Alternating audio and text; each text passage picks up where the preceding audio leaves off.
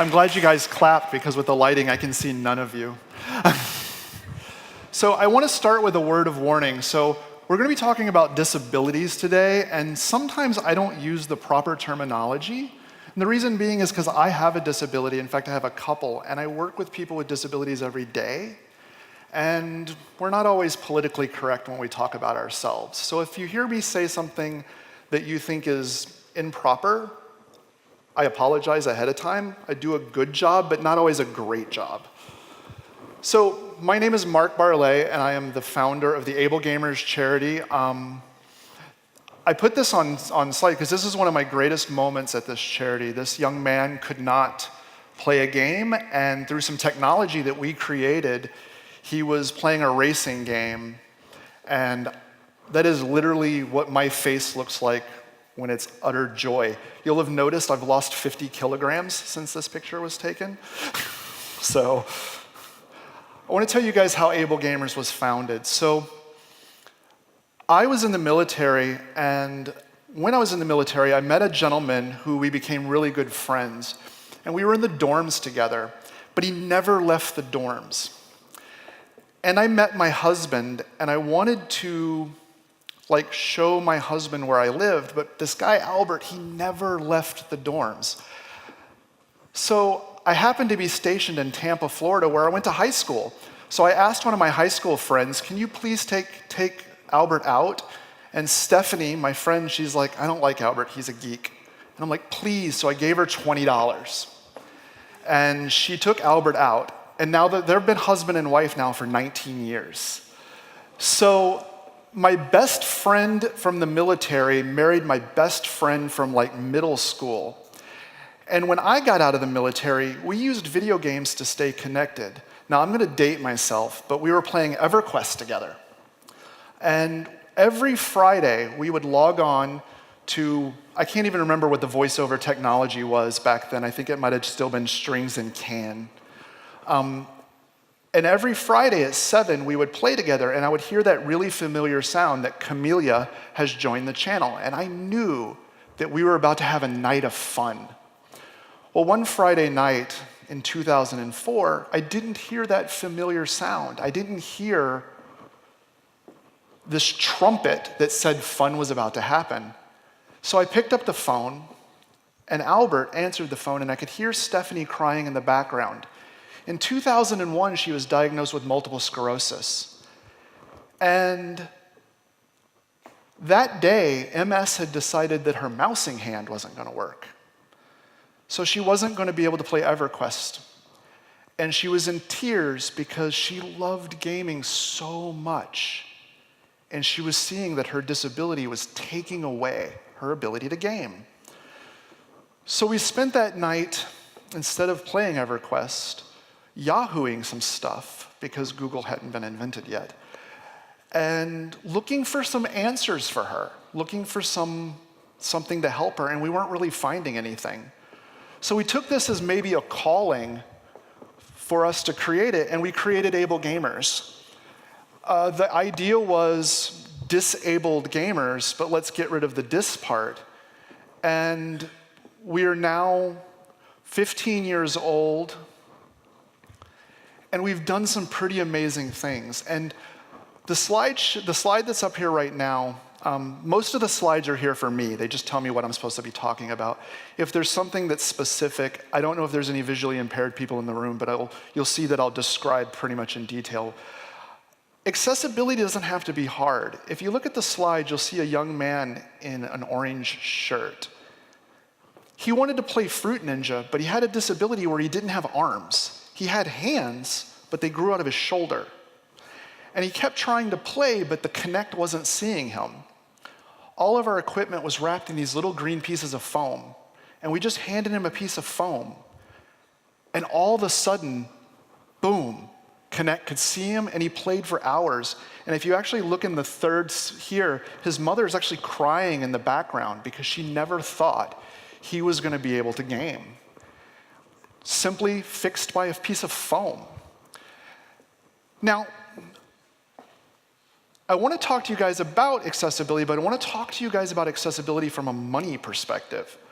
Because I can get anyone to do one thing from an accessibility perspective with a sad story. But if I tell you about the money, you will consistently make decisions about accessibility. To start that, we have to talk about what our population really looks like.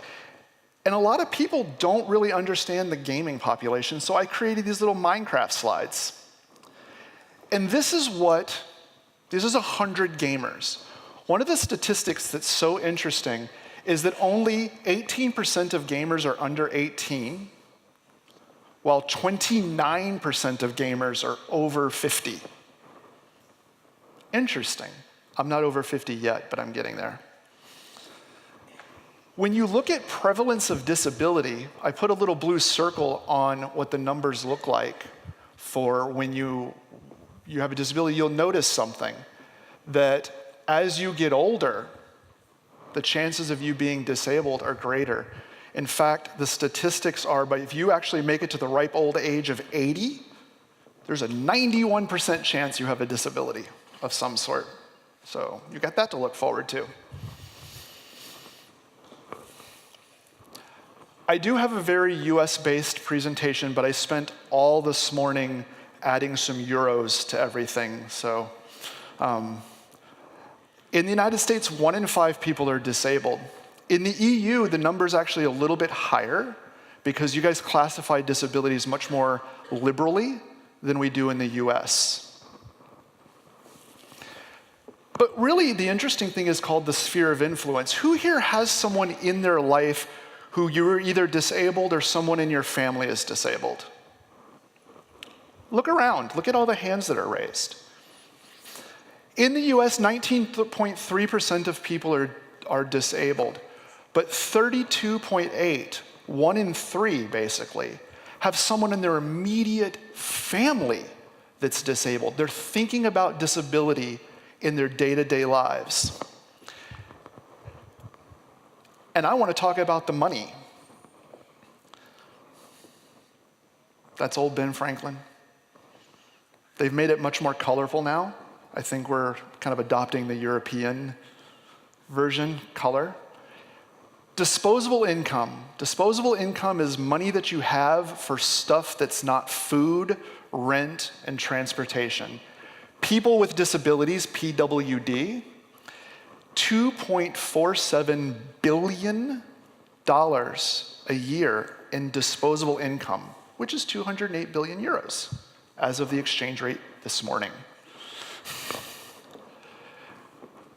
If you look at their sphere of influence, it's 2.4 trillion. I learned that you guys don't have a word for trillion, so it's 2,000 billion euros. Trillion's a great word. When you start looking at the EU, you now have $500 billion of expendable income for people with disabilities. They want to spend that money.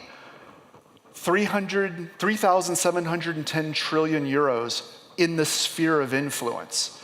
You go into the world, the numbers just get bigger, and we didn't even include like Africa, and because the numbers just aren't there to pull. But you're now talking like, look at this number. This is money that people are looking to spend. Why is this important? Well, this is important because accessibility can be a differentiator. Every day, everyone in this room is creating games, and you're competing for eyeball time. Accessibility can be one of those ways where you stand out in the market. If the difference between make or break in your studio is 10 or 15%, accessibility might be that 10 or 15% that keeps you flush to make the next title.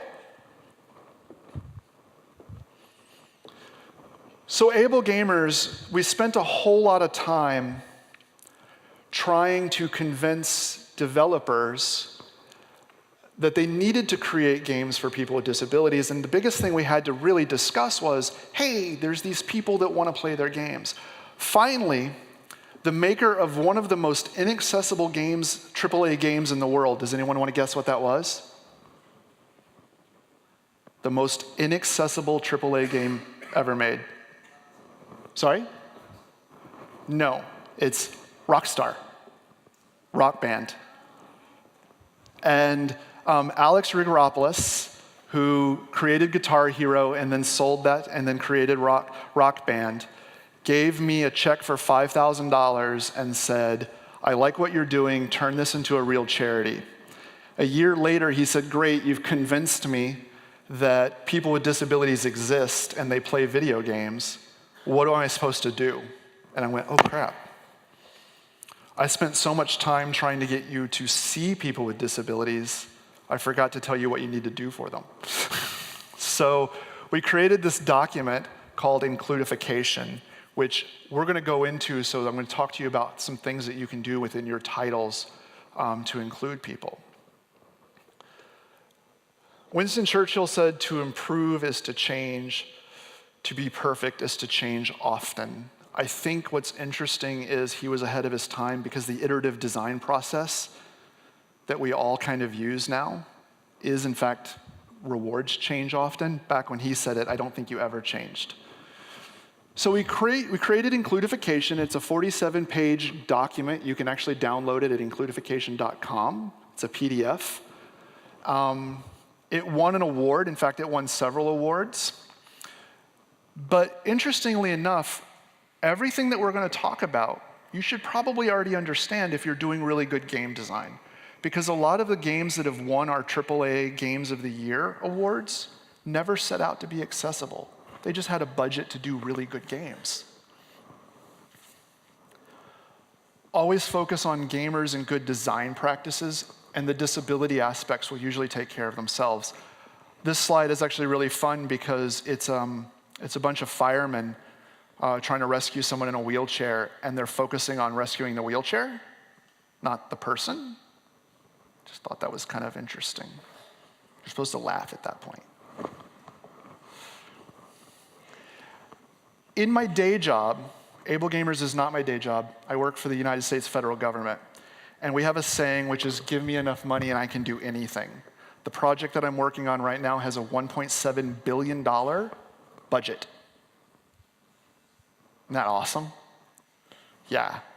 So when we decide that we want to see if our product works on a Microsoft Surface wall, we just order a Surface wall. Anyone else order a Surface wall this week? So let's go into some of the disabilities. We're going to talk about 4 areas of disability: mobility, vision, cognitive, and auditory.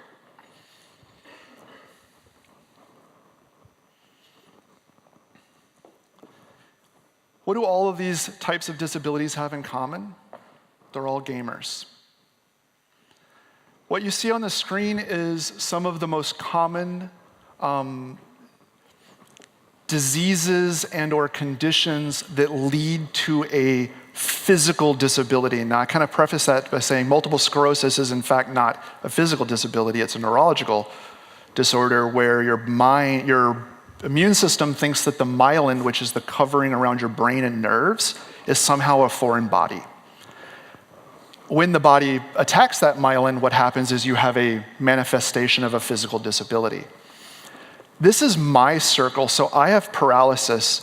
Sometimes I play a game, which is to guess what my disability is, but when I was in the military, I fell down the stairs and shattered my spine in 2 places.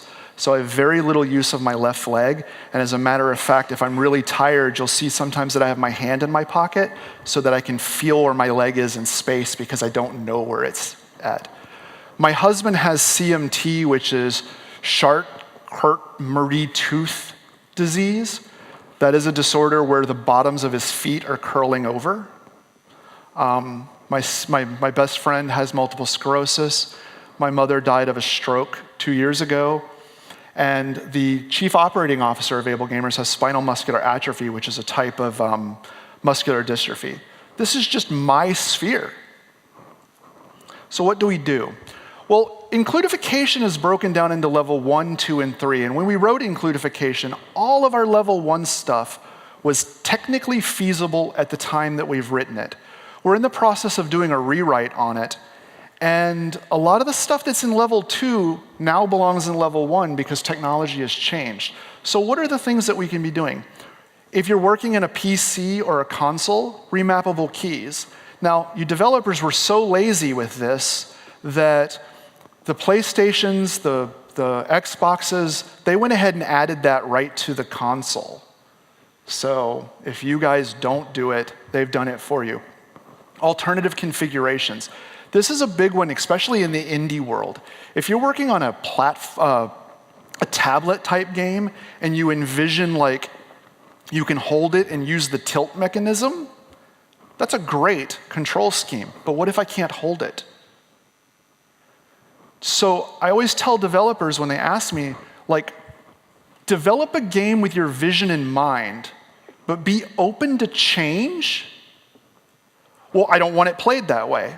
Okay, but what does it hurt if it is played that way? Because holding it is not always something that people can do. Camera controls, this is a really big one.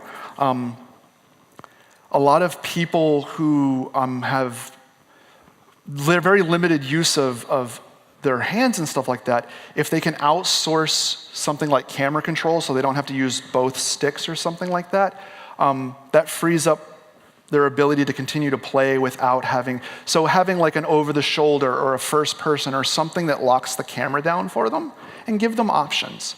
Movable UIs is a big one that I think belongs in level 1 now. So Steve, who has chief spinal muscular atrophy, he's the COO of AbleGamers, all he can do is move his hands. At the same time, he can only push. So he has a mouse on a table where the DPI is set so high that if any one of us touched his mouse, we could not control his computer. But because his entire world is 2 centimeters by 2 centimeters, he plays his computer by doing this. So movable UIs are important to him because what he does is he moves all the important parts of the UI he needs to interact with in one area. It looks stupid. It's not pretty. But because of his mobility, it lets him, because he can't go across the screen. Macro ability. I'll tell you guys a story. I think I have time. Who here has played World of Warcraft? Boo. I had an opportunity to talk at GDC. You can't let this leave the room. I know this is going to be on the internet, but don't. We were having people with disabilities approaching AbleGamers who were being banned from World of Warcraft. They were being banned because they were actually using macros to do certain things that were just tedious in the game. And they were reaching out to us saying, I got banned, I use this technology to do this. We were trying to reach out to Activision to try to help create this level of understanding. But any AAA game, they have layers and layers and layers of communication protections between the people that can actually do something and the outside world. Fans are a crazy thing. So I was going to speak at GDC 2009, and I had a plan. I hatched this plan. And my plan was I had a shirt made that said, Blizzard hates disabled gamers.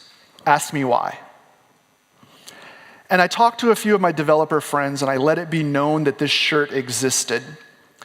The first day of GDC, there was a talk about microtransactions and the differences between the Western way of MMOs and the Asian way of MMOs. And Rob Pardo, who is the Chief Operating Officer of Activision, was on the panel. After the panel ended, and I didn't have the shirt on, after the panel ended, everyone rushed the dais to talk to them, and he looked at me and he goes, yeah, what's up? I said, hey, why do you hate disabled gamers? And he went, you and I need to talk. He had heard about the shirt. He goes, can you wait for me over there?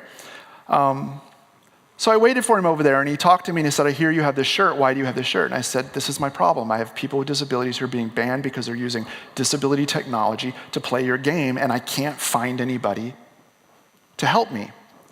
And we took care of that problem at GDC, and I had contacts, and we got 23 people unbanned. But it was something I had to do to kind of break through that shell of communication just so that we could help people with disabilities.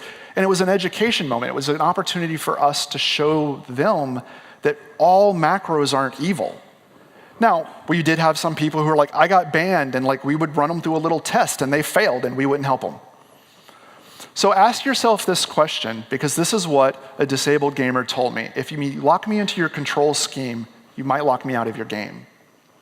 So give yourself some tests. Give yourself some ways that you can play your game that are not necessarily how you envision. Think about how other people would want to play it. Here are some of the pieces of technology that we've created to help people with physical disabilities be able to interact with the different games. Here they are using these technologies. Visual impairments. Changeable fonts. If you are using color to indicate, hits versus chats versus this, the ability to change those, the ability to filter them out, to change the font size. If I have a visual impairment, maybe I want to filter out all the noise and I just want to hear what my guild is saying and I want it to be big and green. I'm doing that not because it's aesthetically pleasing, I'm doing it because that's what I need to see. Customizable fonts. I don't know if you guys know, there's a dyslexia font out there that you could potentially use in your game or have it installed and have an option that allows people to use it. It's a font that is much easier to read for people with dyslexia because of the way the letters are weighted. The big one is colorblindness. I have some facts here. 99% of all colorblind people aren't colorblind. They're color deficient. 8% of men have some type of color deficiency, but only 0.5% of women. So yay, you won this one. Red-green is the most common, which is one that game developers use the most, good and bad. And dogs aren't colorblind, they're color deficient. They can see blue and yellow and green. Funny story about this slide. I used this slide in a talk that I gave where I met Oprah. And it was this bunch of bigwigs from all these major companies from around the world. It was chief operating officers and chief financial officers. I have no idea why they wanted me to talk.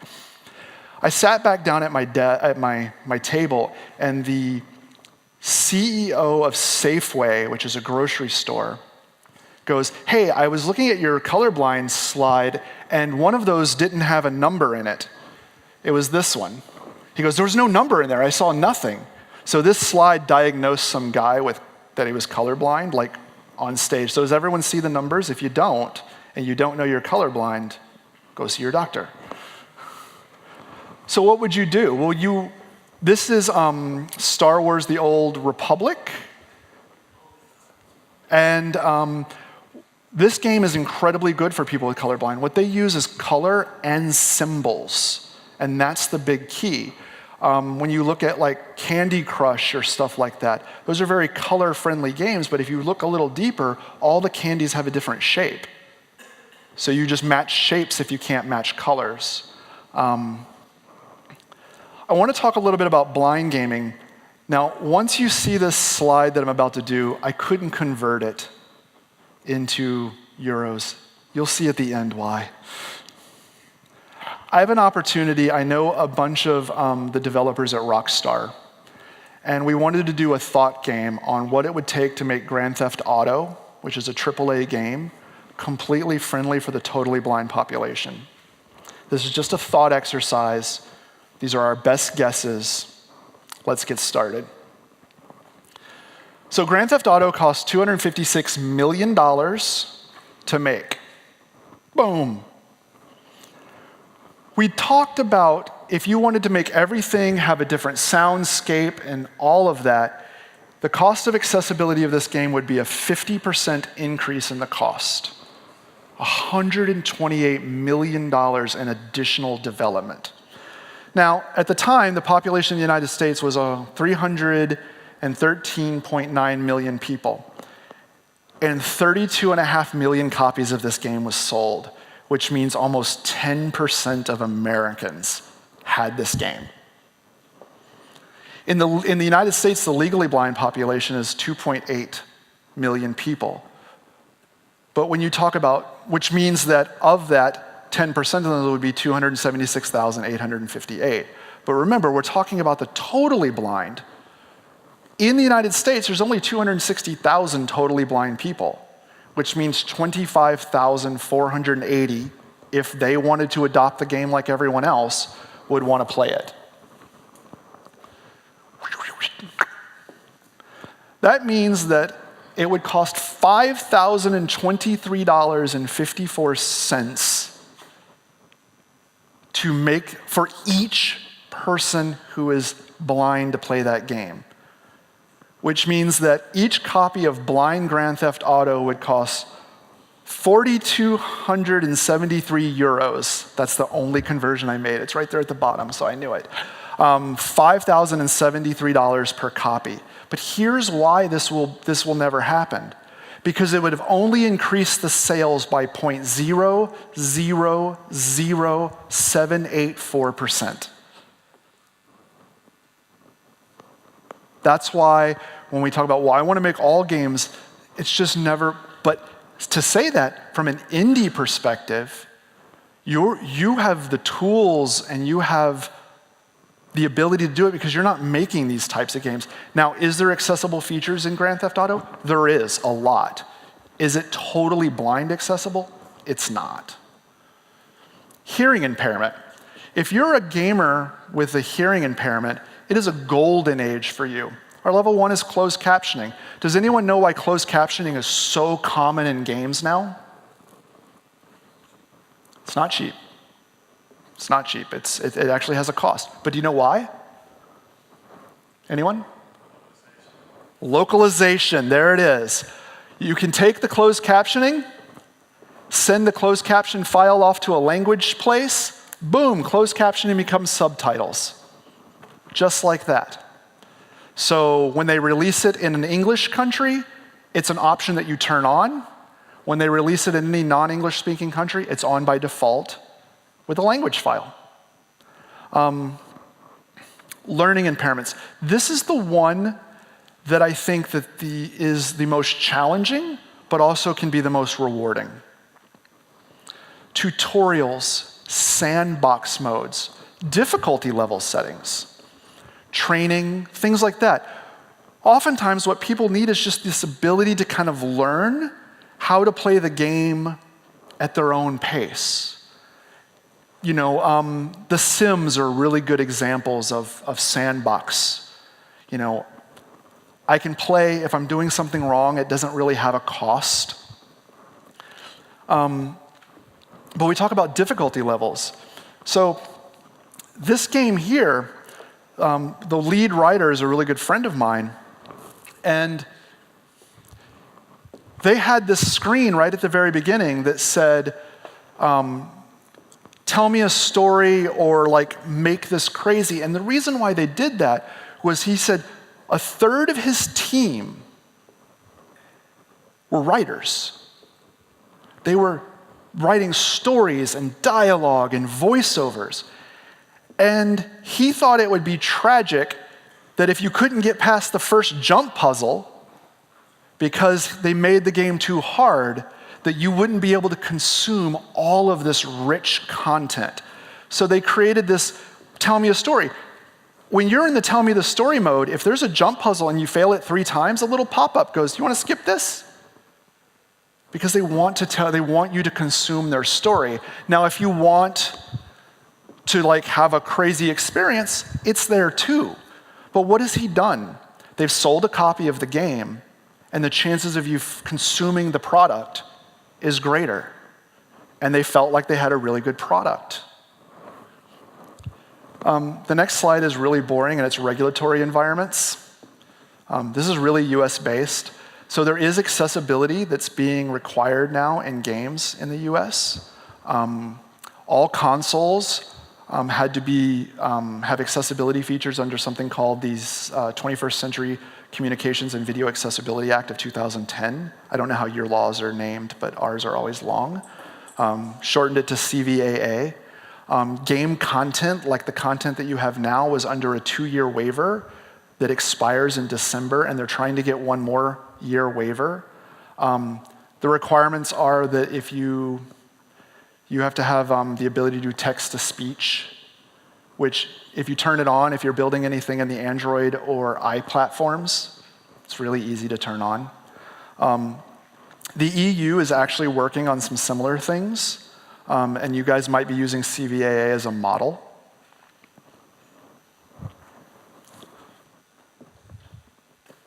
I'm going to finish this on time.